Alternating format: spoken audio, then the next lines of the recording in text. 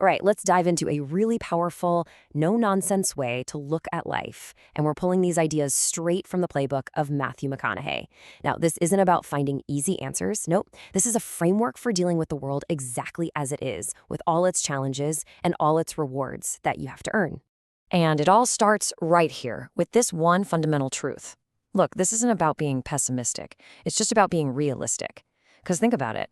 The moment you stop fighting the fact that life is hard is the exact moment you can actually start building a life that has some real substance to it. So that brings us right to rule number 1. It's all about confronting reality head on. You have to do this first. It's the essential first step before you can make any kind of real progress. And this is such a crucial distinction to make. On one side, you've got what he calls the entitlement trap. That's the mindset where you think life should be fair, and when it's not, you feel like a victim. But the hard truth, life was never fair. The move that gives you your power back isn't complaining about it, it's accepting it. And like he says, you get over it and get on. That's where you find your power. Okay, so if life is hard, what do we do about it? Well, that leads us right into the second principle, finding the incredible value that comes from the struggle itself. And here's the roadmap for how that actually works. It's not about just working hard for the sake of it.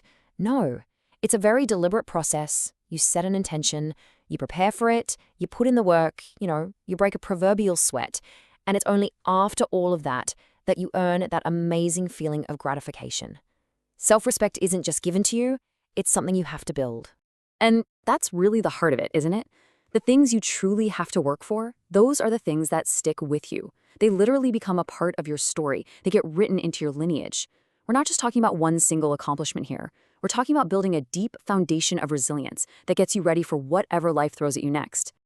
Now, this idea flows perfectly into our third rule, which is all about how to avoid sabotaging yourself.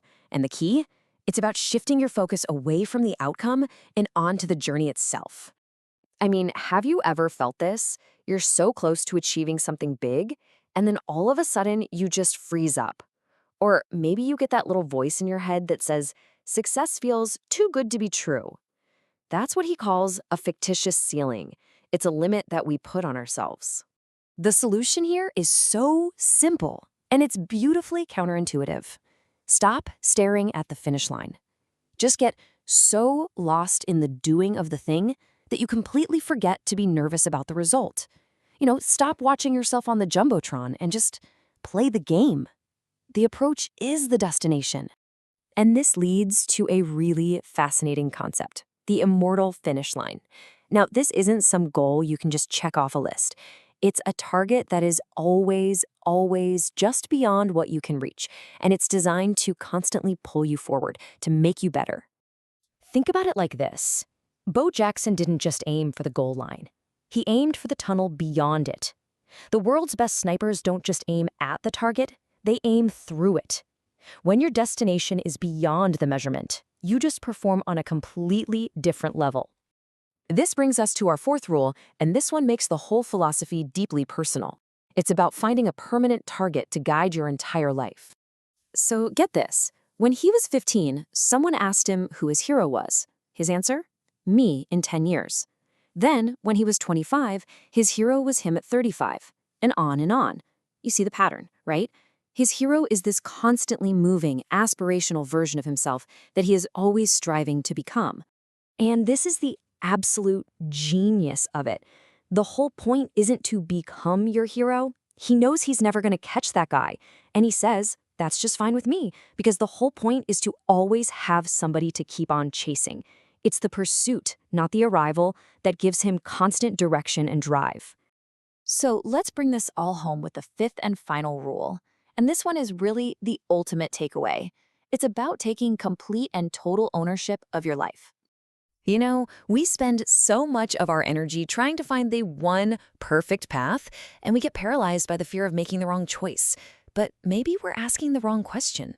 Because maybe the real power isn't in finding the single right choice, but in simply making a choice. And then committing to it. That's it. That's where all the meaning is created. Not in the decision you made, but in your dedication to see that decision through and build something real from it. And really, this is the final call to action. Stop being a passenger in your own life. Stop letting things just happen to you. It's time to turn the page. You hold the pen. You are the author. You get to decide what happens in the next chapter. Which leaves us with one final and really important question to ask ourselves. It's not just about who your hero is right now, but about who you are actively trying to become tomorrow. So, who are you chasing?